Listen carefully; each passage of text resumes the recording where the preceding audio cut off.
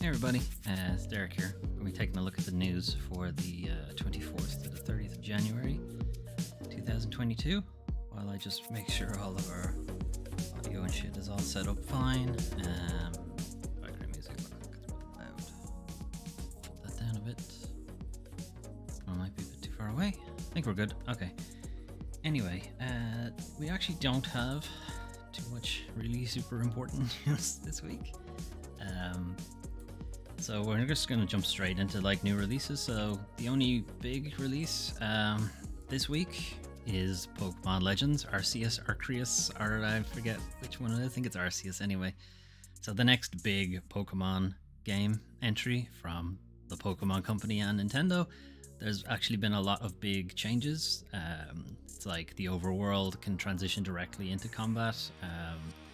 The actual player's position and health is actually important now, instead of it just being entirely based on the Pokemon that are in the fight, and a lot of other kind of big changes. And it has been generally pretty well received, even if you are seeing the typical taking a screenshot of Pokemon and then putting it beside a screenshot of like Oblivion or Skyrim and going, huh, why more graphics and so on, rather than just going, hey, is the game fun? If it's fun, then fuck off.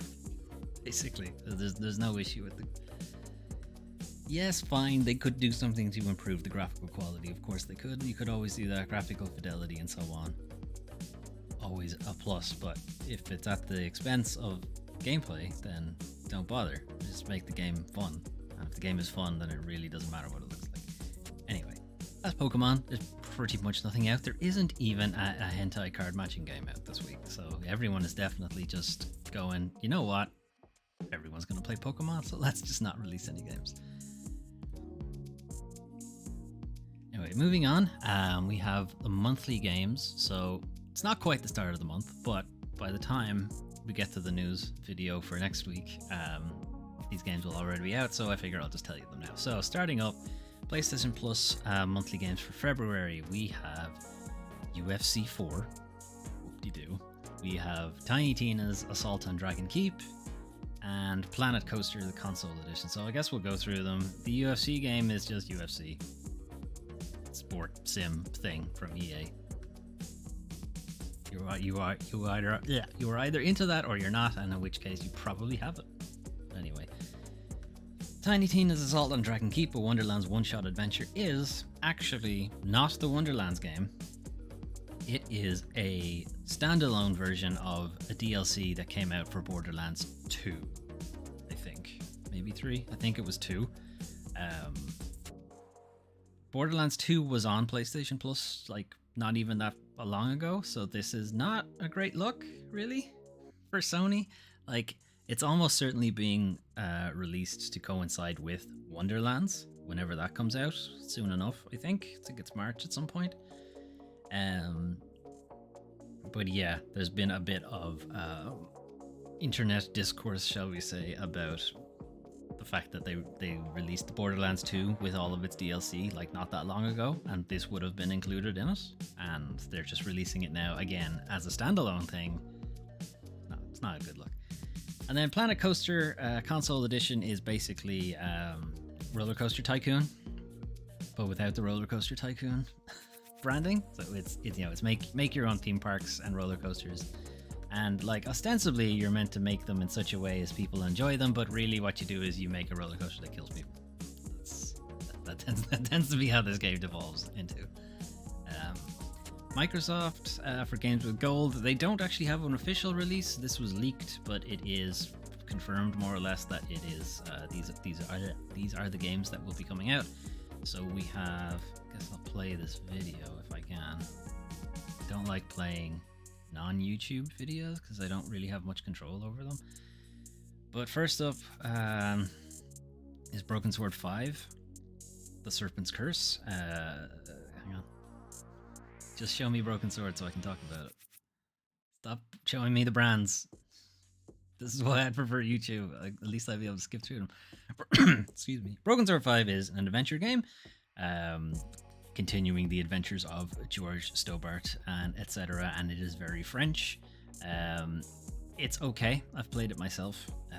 It was kickstarted back when it came out 2-3 years ago, maybe. Aerial Knights Never Yield, I think, is an attempt at Jet Set Radio, but not Jet Set Radio. Never mind. This is a side-scrolly type thing. I thought it was a graffiti type thing game. That's why I thought it was Jet Set Radio, but it's more like a Cannibalt Bit Trip Runner type deal.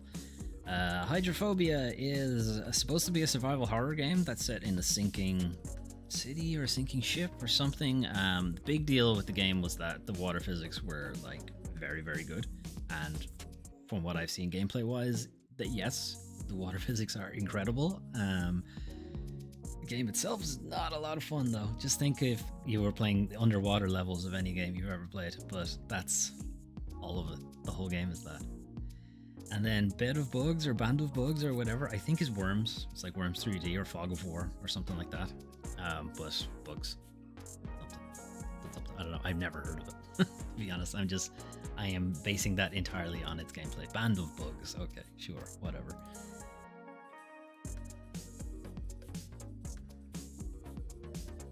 Okay, so we'll move into this. We do have some updates. We don't often have an updates section. This is mostly stuff that is technically industry news, but I don't think it's bullshit. It's like not good exactly. It's like neutral, I suppose. But anyway, I would typically put like game announcements or release dates or delays or stuff like that in the updates section as opposed to industry bullshit. Industry bullshit is more for like Activision shenanigans, basically. Anyway, Steam Deck starts shipping on 28th February, so this is the handholding ooh, PC thing. That's basically a Switch, but it's for PC games. Anyway, it starts shipping 28th February, where reservation purchases open on the 25th. So basically what that means is portable gaming PC will begin shipping 28th February. Valve will be disseminating the Steam Deck in waves throughout 2022. So rather than dumping all of their inventory online for a first come first serve, they're going to do it in batches.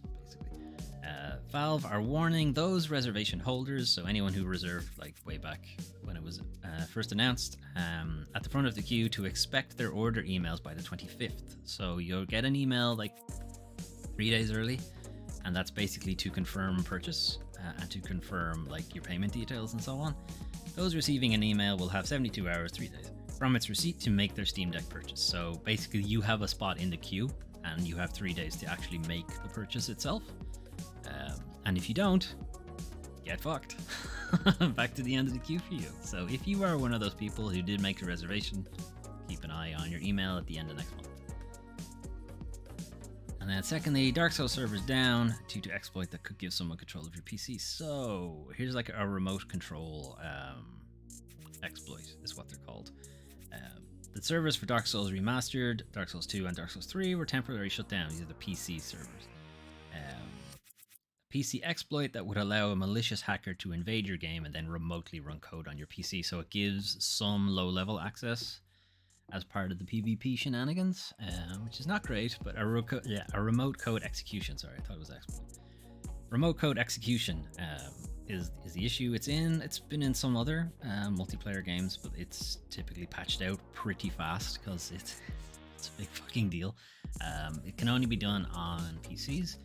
So on your console, you don't have to worry about it. And as far as I'm aware, Dark Souls does not run on Mac, so you also don't have to worry about that either. But yes,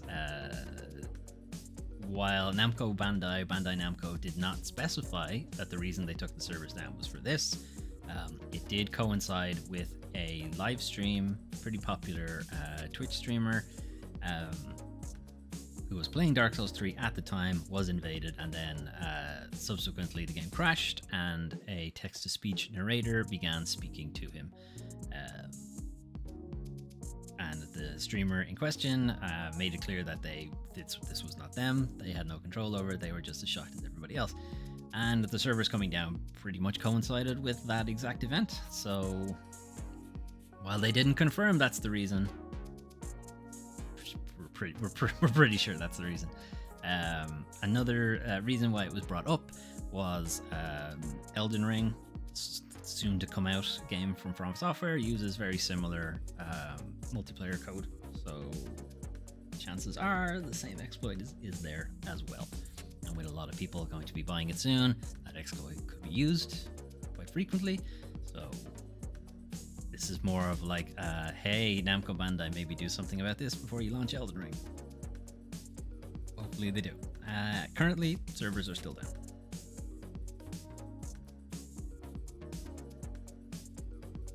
Okay, it is now time to talk about the worst parts of video games, the video game industry. So, continuing Activision, the Activision bullshit.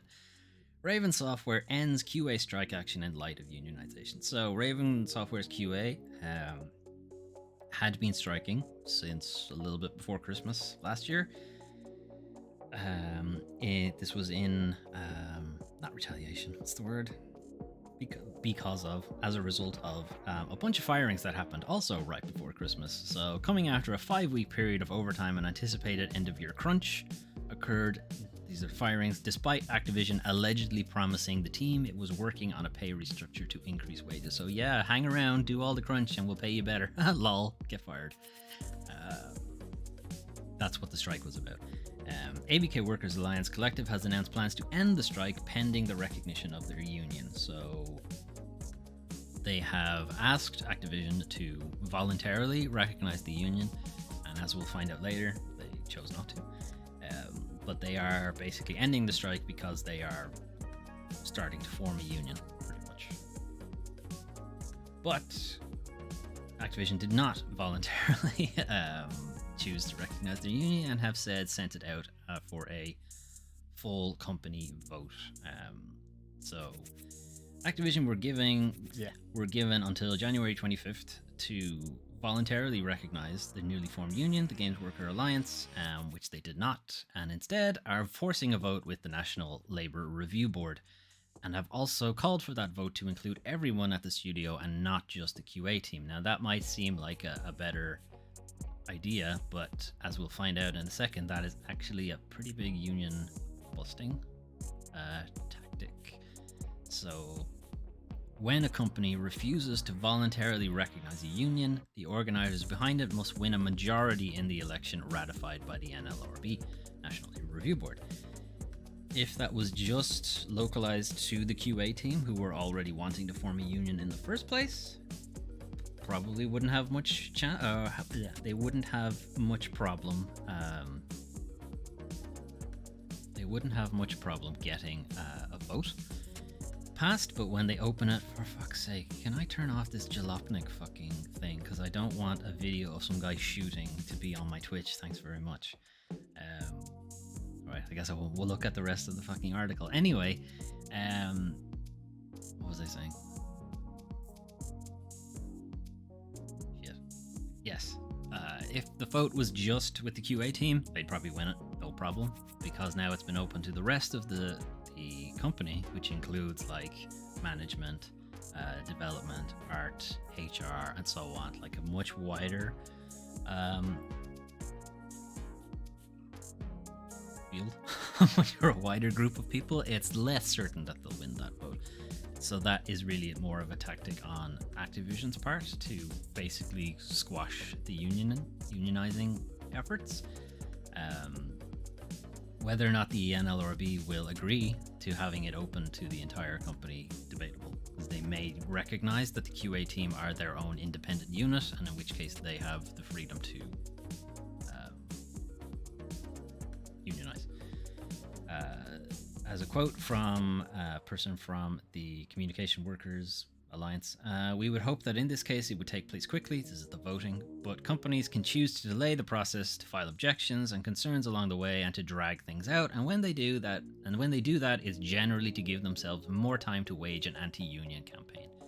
Again, forcing this out to a vote, opening the vote out to more people, and etc. More objections. They're just kicking the can down the road and just stifling the unionization effort. I'm not, like, are we surprised? No. But even then, even on top of that, before we've even gotten to the vote at all, more bullshit. Raven Software announces structural changes among its QA team. The same QA team that was planning to unionize, and now they're going to move them around. That's the suspicious shit happening. In the wake of Raven Software's unionization efforts, the studio has announced some structural changes. QA workers at the studio will be embedded within each department rather than being one standalone group working across all disciplines. This is important. Embedding QA workers in departments is actually industry standard. They've moved to that like a couple of years ago. They started doing it that like QA would work with art, with dev, with etc. Rather than being monolithic. But in their unionization effort, unions have to prove a community of interest to be recognized, and what that means is they have to prove that QA is its own thing, like its own unit, its own independent thing that can have its own union. And splitting them up like that kind of muddies the water there a little bit. Sectioned off as wholly QA made Raven's unit clear. This may complicate that, this being the disseminating them instead. So yeah, while it might seem like this is a pivot to industry standard practices, how long have they had to do this now? And they choose to do it right after the union thing. That's suspicious timing, one might say. I think that was the rest of the article. Or rather, the rest of the article just went into why they were unionizing and so on, which we already know. Okay, well, we're going to leave Activision alone for a bit, and we're going to go shit on Ubisoft instead. So, Ubisoft executive says users just don't get it in regards to their NFT thing. So, is it me that is wrong? No. Clearly it is the players. It is clearly our customers who are wrong for not wanting our product. Obviously, that's the correct way to look at it. Ubisoft's official foray into NFTs. The announcement was trashed by fans, and the company's garbage NFTs were largely ignored upon release. They sold like 4 or something ridiculous. Then they had a ridiculously softball interview where it seems like the interviewer was absolutely on their side and not in any way impartial. But anyway, there were a lot of really bad quotes in there. But instead of appealing to users, Puard, who I believe is their technical director or their NFT spokesperson or some bullshit, who is he? Oh, he's VP of Strategic Innovations. Strategic Innovations at Ubisoft. He mustn't do much work. Anyway, decides to tell us that we are wrong for not wanting it, and actually NFTs are great, despite them destroying the planet and being a tool for speculation. But yeah, definitely a great thing. Goes on to say stuff like, oh, you can totally own this product that you absolutely don't own. Don't read our terms of service, but definitely sign it. But don't read it, because if you read it, you'll realize that you own fuck all, and you have no legal recourse if something goes wrong, and if the game dies, that's it. Whatever millions you spent on this worthless fucking receipt, it's even more worthless now because the game servers are down and are staying down indefinitely. A big driver of money for Ubisoft in this space won't just be the sale of the NFT items themselves, but the cut they get every time an item is sold and resold in perpetuity. They're constantly getting a cut for any sale you make. If you sell it on another marketplace, that marketplace will also get a cut of the sale. So how much you actually end up getting for your camouflage pants, it won't be whatever you spent on it anyway. So yeah, that's some more tone deafness, and it's already been pretty well publicized that Ubisoft developers themselves have no interest in this NFT shit, and this is coming entirely from the top, who just want money and don't care about the games themselves, which has kind of been par for the course for these big publishers. That's kind of their deal. Anyway, sticking with NFTs for a bit and why they're shit and why maybe video game companies want to distance themselves from it. Valorant developer Riot Games has been forced to clarify that its popular character does not enjoy collecting NFTs.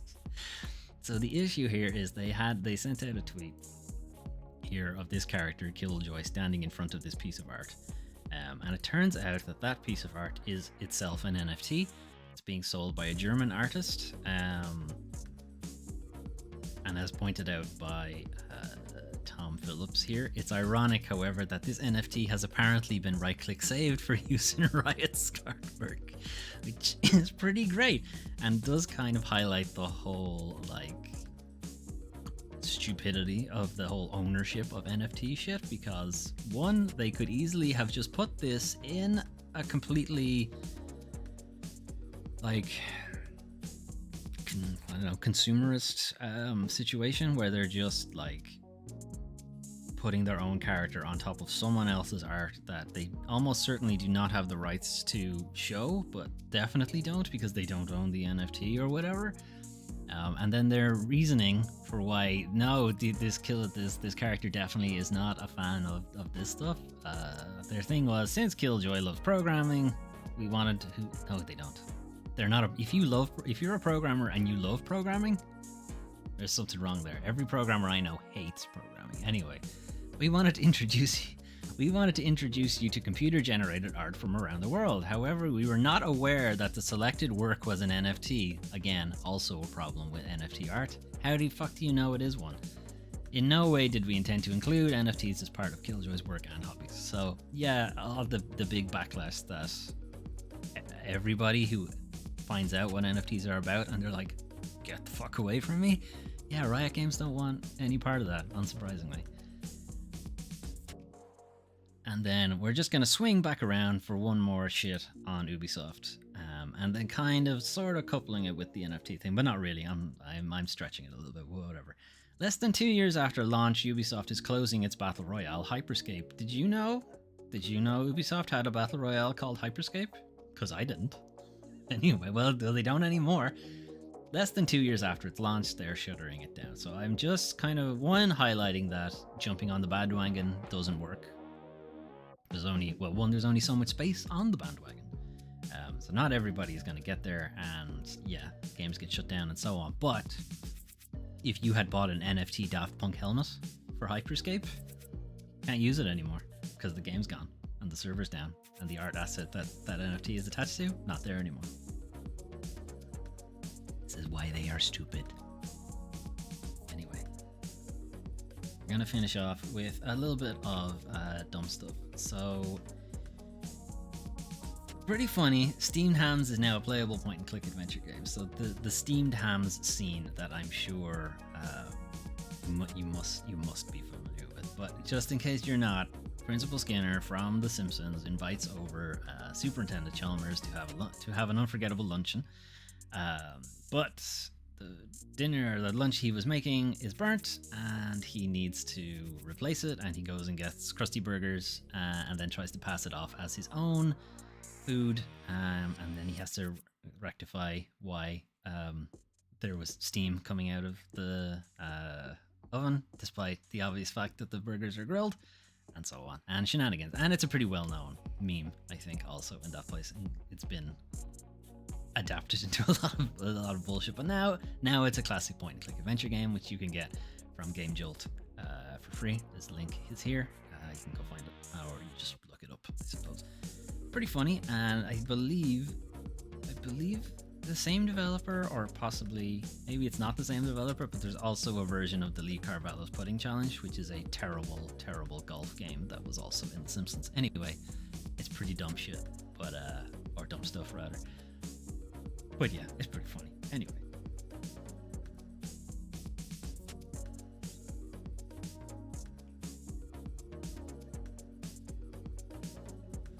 Anyway, that was the news for 24th to the 30th of January 2022. Not a whole lot going on this week. It seems everybody just wants to play Pokemon. So not a whole lot happening. Raven Software beginning their unionization efforts is good, or Raven Software QA team rather, and Activision predictably trying to stop them is, again, not surprising. Whether that continued attempt to stop them happens when Microsoft eventually take the reins, who knows? Hopefully not, but we don't know. I don't think Microsoft are exactly pro-union either. No really big corporation is pro-union because it takes too much power away from them and gives it to their employees. Can't have that. Can't have the plebs having any power. There you go.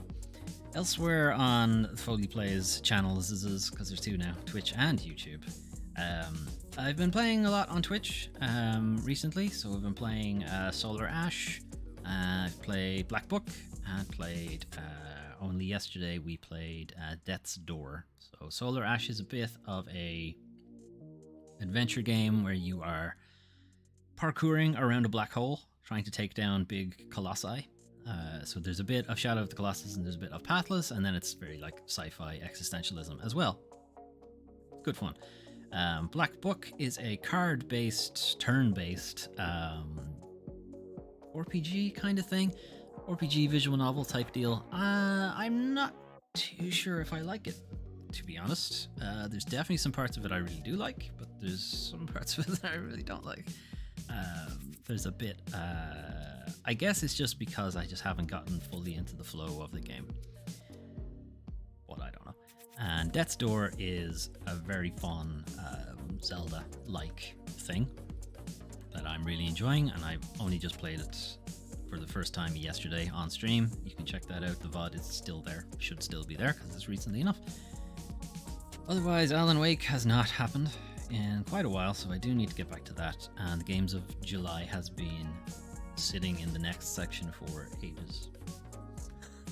Ages and ages, and I really do need to get around to that, because I have played all 4 games at this point. I've played all of them enough to have some idea of how they work. Haven't finished any of them